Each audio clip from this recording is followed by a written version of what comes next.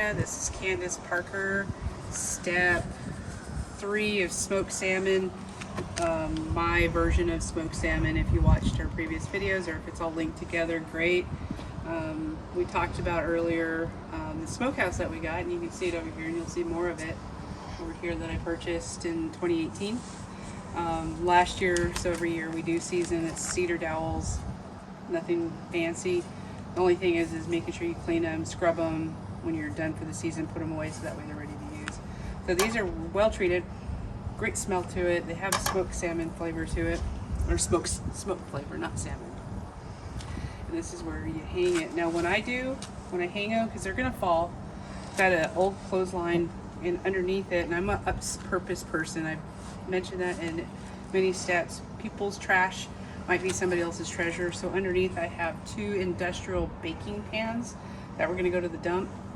They're here, and it helps with catching when these fall. It's not if they fall, they will fall. So find a place that you can hang your dowels. If you don't have dowels, don't worry about it. Use a fish rack.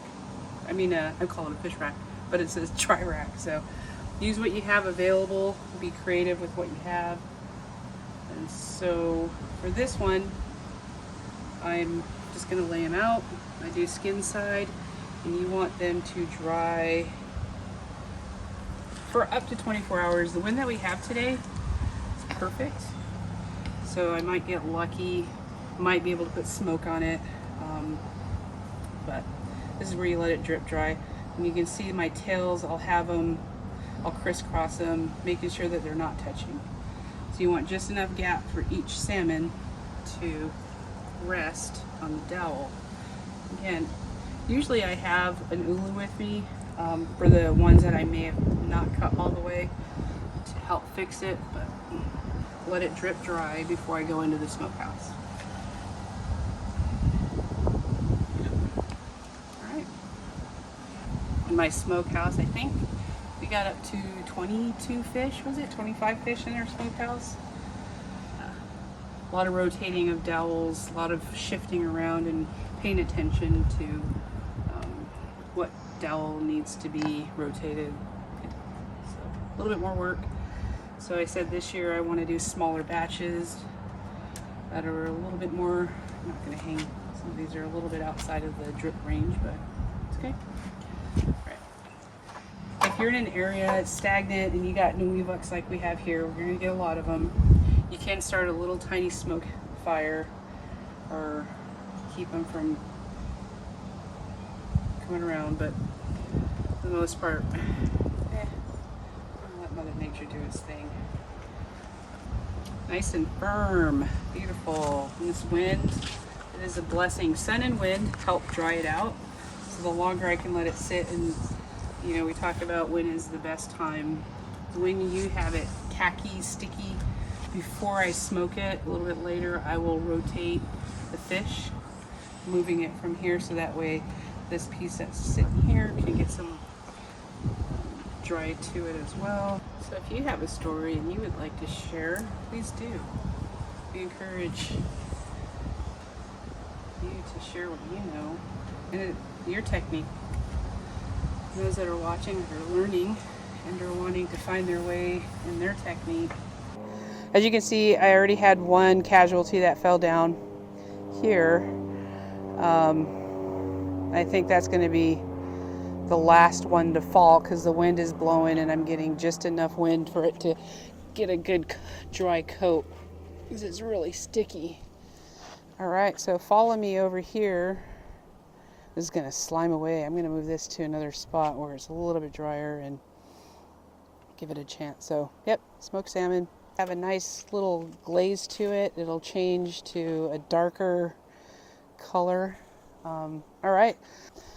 What do I use? Well, inside this little thingy here, I prefer when I'm smoking my salmon, I don't have treated alder, or you know, you can use cottonwood, but it's got to be treated. I like mine to be seasoned, which has sat for at least a year plus.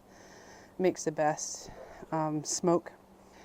You know, when I was up north, we would use driftwood off the beach, which they knew when they seen what they were cutting, if it was good or not good for smoking, but we would use driftwood up in Nome.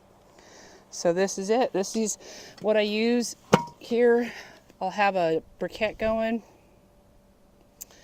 I had big chunks of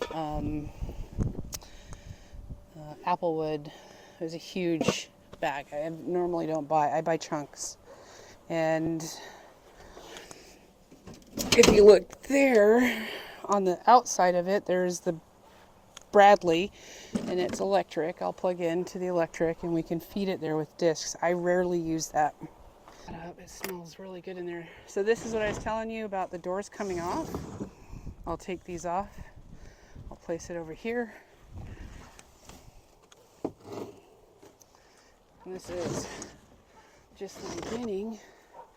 And I take them and I sit them up against the house so when it does rain, not if it rains, that wet side will hit on the painted, treated side. Then the back one I just open up. Hello, everybody. So this is it. This is the smoker. Love it. It has a couple of air vents up here. You can close them, shut them. So when I'm smoking, I have them closed. When I'm not smoking, I have them open. But I think this gives enough airflow for it. If I do need to add generic wind, I'll just put one of those stainless steels there and I'll have a fan going and blowing on it. So right now I'm just going to get it ready, put some new diapers on there, clean it out a little bit, get ready for that first smoke. I usually let it rest overnight and then the first morning I'll add some smoke. Smoking salmon, the smoke sets in the first 48 hours. Within the first 24 hours, your smoking is the most crucial part. So that's what sticks to it, that flavor. So being disciplined and maintaining a good smoke, day one is what sets your salmon or your smoked fish that good flavor. The other days it's about drying it and pulling out the moisture. But I'll smoke it for up to 2 days, 3 days. And then hopefully we'll be eating smoked salmon here in a couple of days. All right.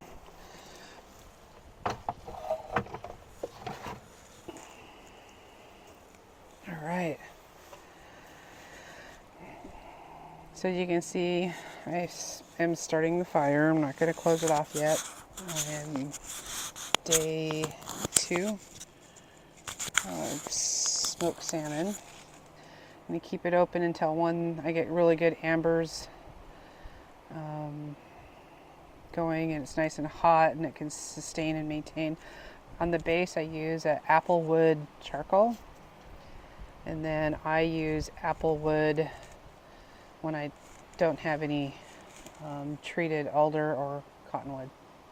Okay, and this is where you take a look, kind of shift them around. They're nice and dry.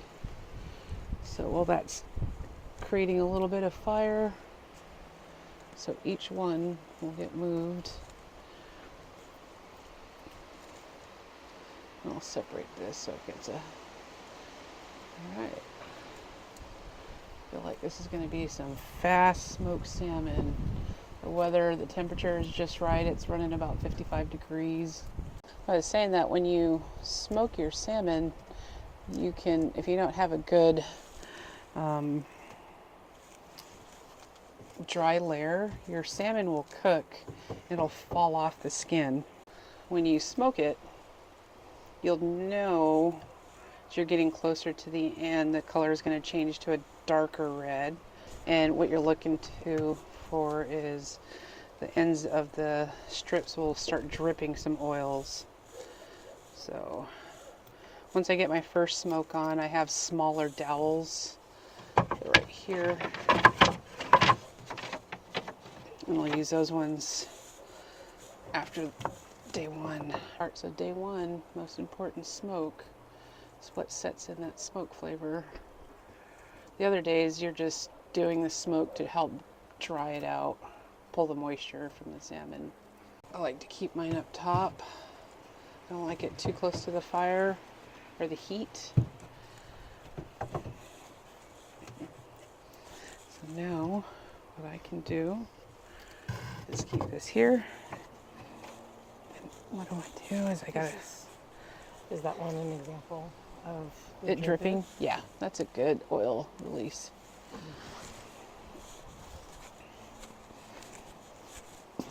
And I just need to put the doors back on.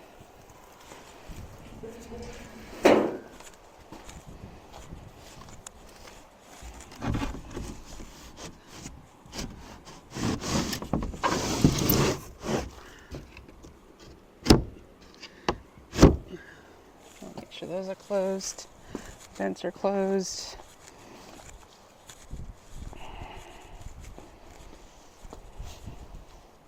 So when I put these on, I know that the outside one is going to be which door. I say it doesn't matter, but it does.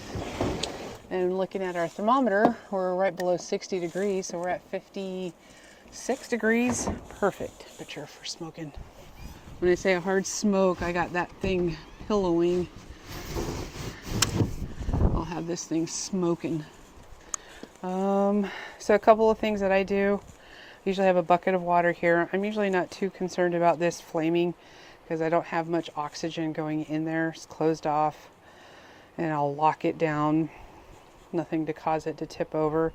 Plus I have it over metal and the sides are full of metal. And we'll let the flies come out. All right, one more feed and I'll check on it. I'll probably check on it in about an hour. Give it a couple pieces of wood that looks like this, or apple wood. This stuff goes hot. It does burn smoke. It smolders really good. Right. So when I feed it, what I'm going to do is make sure that it engages into a good flame, and that heat and the ambers will help maintain that smoke and the smolder. And I might close this just a little. Oof. You know what comes after smoke? Fire. So I'm waiting for that. Now that's a heavy smoke. I know that's getting ready to go poof, big old fire flames. And once I get that, I'm going to go ahead and shut this up. Lock it down. We've already jumped up to 62 degrees. I don't like to get any higher than 75. So if it gets too warm in there, I'll just open this up, let it breathe out a little bit, keeping the airflow going.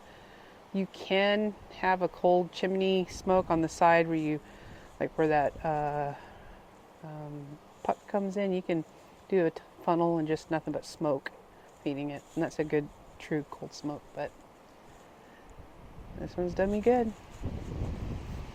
I think I'm close.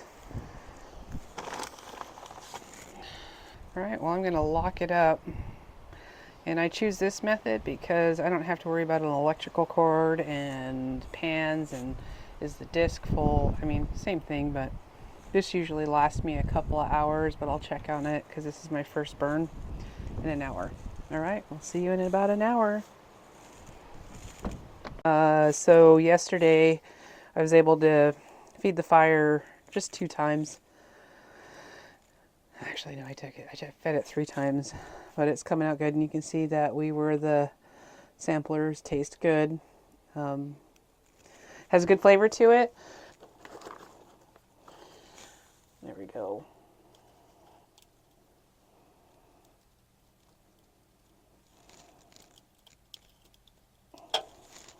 All right, now it's just getting it warm. I'm not going to shut it until I burn off a little bit of the charcoal. Get a good fire going before I close it. And then that, by today, these should be done. And then tomorrow, open it up on the sides and let it air dry and make sure that it gets a good dryness into the center of the strips. Then it's time to eat. Yeah, let us know how you do your salmon. What kind of wood do you use? Who taught you? Did you learn from living off the river? If you come in a little bit closer, you can see the drip coming off of some of this, what we were talking about earlier in the videos. You can see it dripping, and that's what you want to see. Sorry about the smoke for you. Can't stay too long. But at the end, it starts dripping, and that's what you want to see.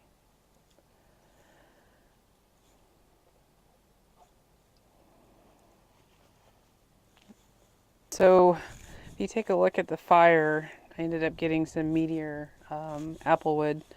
And as soon as it takes on a pretty good, each of those chunks get some heat to it, I'll shut that and flatten the fire out a little bit and let it smolder. We're at 70 degrees, so a little bit warmer today. Okay, see how it's kind of pillowing up? It's catching. Means I've got some good amber going. I mean, oof, we got a good catch to the fire. And ooh, that's nice and hot. I'm going to take that down just a little bit. Probably let that burn a little bit more. Just want to make sure that some of this wood. Okay.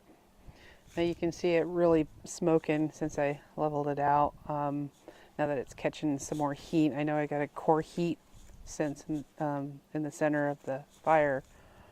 That now I know that this is gonna smolder and smoke for a good 2 hours before I have to check it. So, all right, here we go. We're closing. All right, we'll see you in a couple hours. All right. Today is Wednesday. It is 2:30.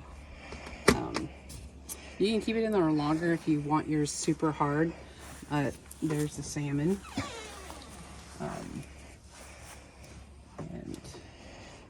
And what we can do is you can see the nice grease. It's all the way through. And when you're cutting it, as long as it stays the same consistency, you don't want to see a lighter pink, then that just needs to sit out and dry a little bit more. And I have, like, this one right here is very soft. And that one's very soft, so I'll set these aside for sure. But for the most part, let's see. That one's done. I'm gonna leave that one out. That one's done. That one's done. Okay. It's okay if you feel like you need to let it sit out a little longer, do so. That one's nice and hard. That one. That's, whew. I'm not ready for that. Let that one sit. Well, I feel good about that, but I'm gonna let that one sit. That's nice and hard. So that's good. So far, I would say those need to stay out just a little bit longer. And I just need to air dry it. I don't need to smoke it. So the smoking process is done. If you're paying attention to me in the beginning of the videos, or if you're, the first day is your most crucial smoking. That's the flavor. You want to look on the back side. That's dry. That's nice. That. Yum. This is 6 fish from, oh, that's a little soft. You can feel right here, that's way too soft. This part's good, so that's gonna stay. Okay. All right, so some of these are pretty good, and I was explaining to Sam, if you take a look and you go up into the sun, if you get some cloudy, you get clear through, and a little cloudy, that's where you know it still needs to dry just a little bit. I'd say a really good example of all the way through. This one's pretty much all the way through. You can see that, but you know, I'm gonna dry it out a little bit more just so I have some hard ones. But that one's good. I just want to let it drip dry.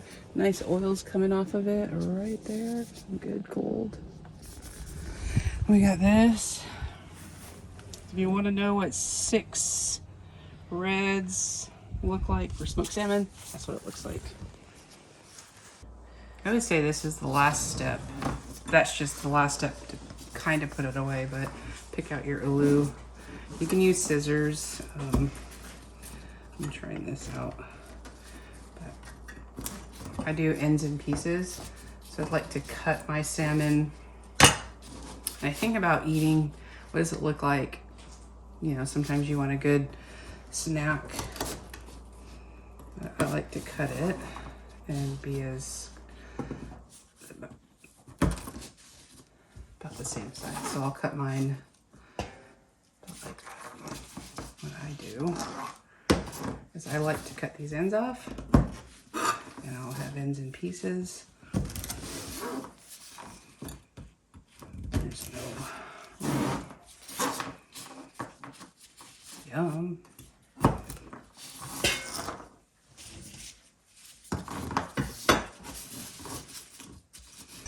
So the weather cooperated with us for sure. We had below 70 and good winds. So it was really Sunday we cut and hung it out there. Monday we smoked it, and Tuesday we smoked it, and today we're cutting them up. Do you, when you do your smoked salmon, other people are gonna say, oh, I like mine this way. And when I say this way, some will say I like it saltier, or it's too salty, or it's not dry enough. Really, if you like yours really soft, and you look, this is nice and soft. It's still good.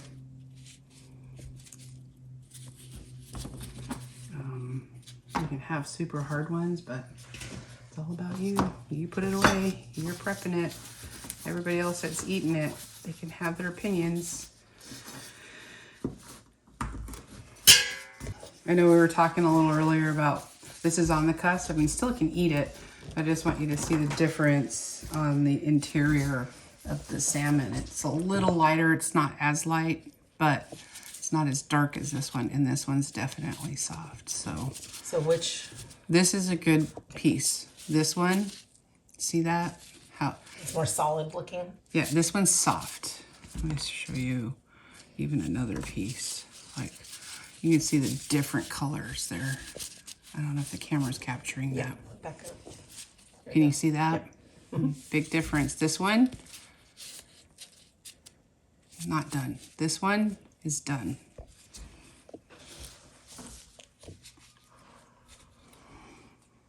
It's not the last step, because the real step is eating it.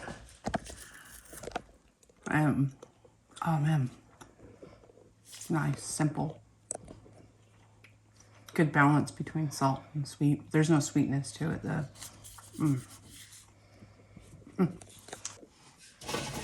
There's a few that I'm gonna put back. This is good. Pack it how you would eat it. So you can do Ziploc bags. I like to backpack it. I usually have these in a little snack bag, but we're going fishing tomorrow. We will devour this. This is just going in a Ziploc bag. These ones, we're gonna go ahead and pack them up and stick them in a little pack. Just enough for, like, you're gonna open it up and say, I think that's just enough for a snack. So 6 to 8 pieces, depending on your family size, or just keep it in a Ziploc bag because it won't last. It's up to you. You also can can them. I've seen people dry them like this and then they go to can them. I don't, because this is yummy. So, all right, final day. If you watched the last video, this salmon was not completely done. So here's for another 24 hours. We're going to grab it, take it in, process it, package it, eat it, and go catch some more so we can do this again. Oh yeah. Oh yeah, it's a little bit nice and hard. I feel like that's close. All right, we're just gonna grab them and we're gonna take them in.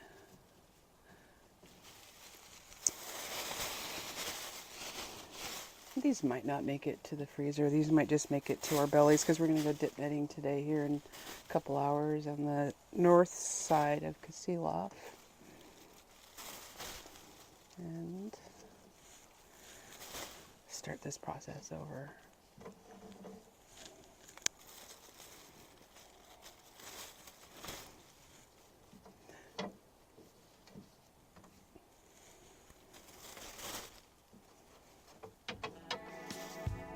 All right, Kliana Buck for watching and following us through the entire process. Thank you again.